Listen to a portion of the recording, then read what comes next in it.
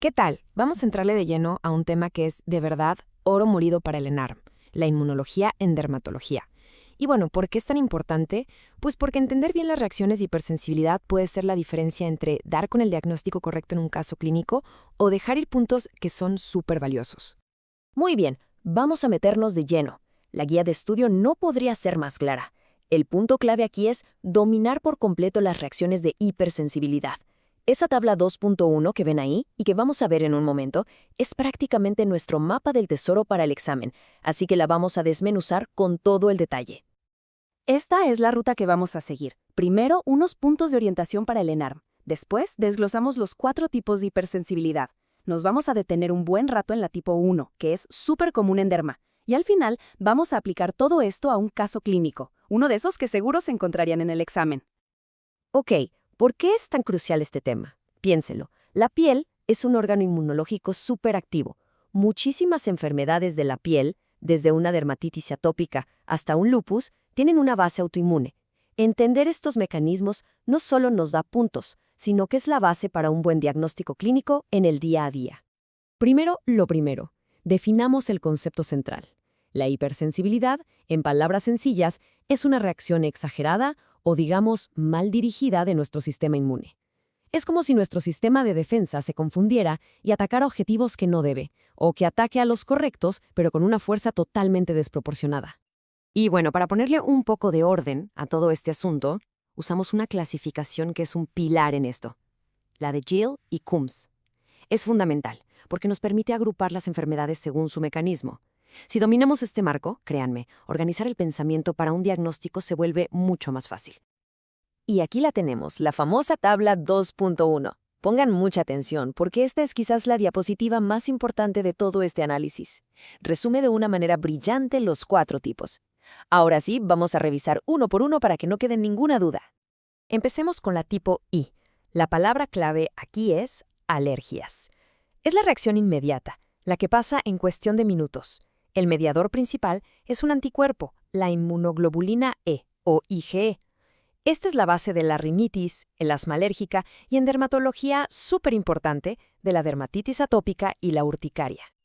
Ahora, la tipo 2 es otra historia. Aquí los anticuerpos, que suelen ser IgG o IgM, atacan directamente a las células, o sea, se les pegan en la superficie y provocan que se destruyan. Por eso el apodo de citotóxica. El ejemplo del libro es la anemia hemolítica autoinmune, donde el cuerpo destruye sus propios glóbulos rojos.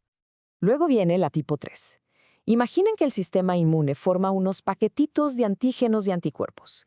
Estos paquetes, que llamamos inmunocomplejos, andan viajando por la sangre y de repente se atoran en los tejidos, como en los vasos sanguíneos o en los riñones.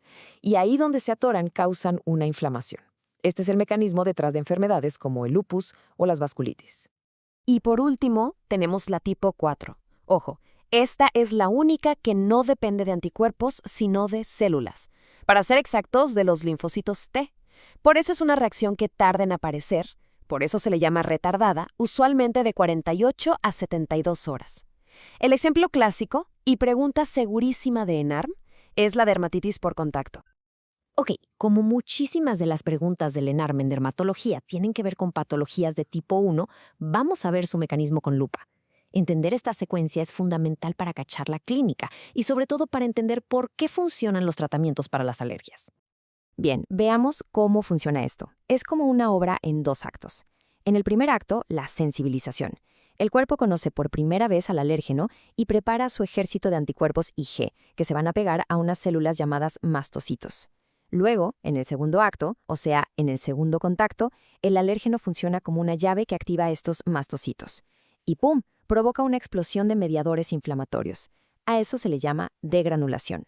¿Y qué es lo que hacen estos mediadores? Pues el protagonista, que es la histamina, causa todo lo que conocemos de una alergia. Los vasos sanguíneos se dilatan y se vuelven más permeables, causando ronchas e hinchazón.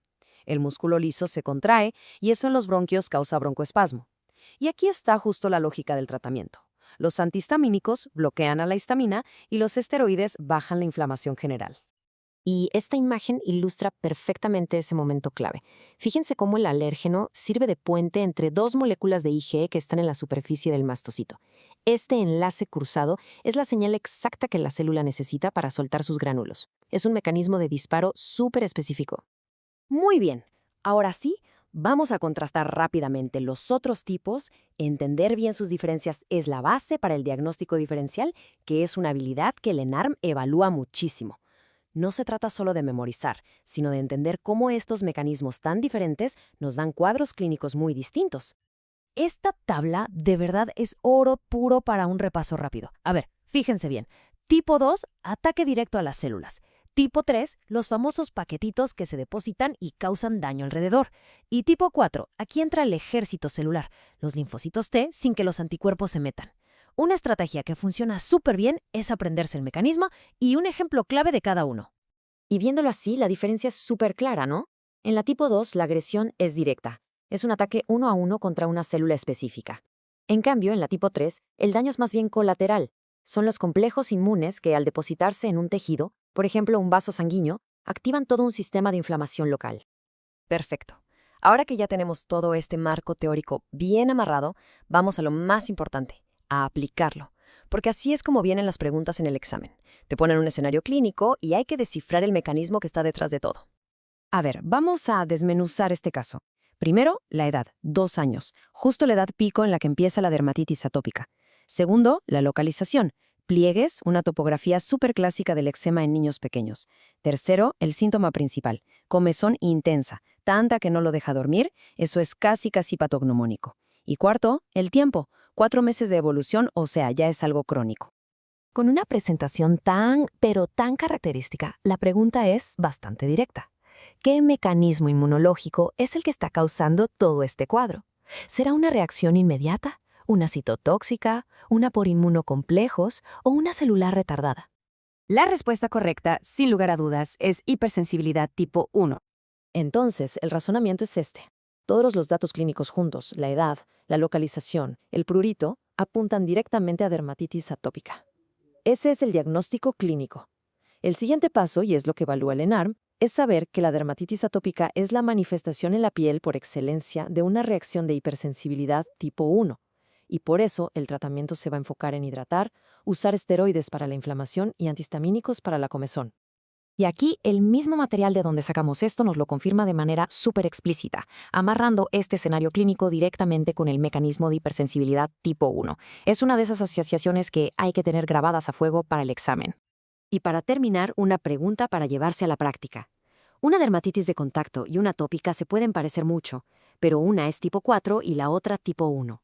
La clave para diferenciarlas está en la historia clínica. ¿Hay antecedentes de alergias en la familia? ¿La lesión tiene la forma de algo, como la hebilla de un cinturón? Entender la inmunología que hay detrás nos dice exactamente qué preguntas tenemos que hacer para llegar al diagnóstico correcto.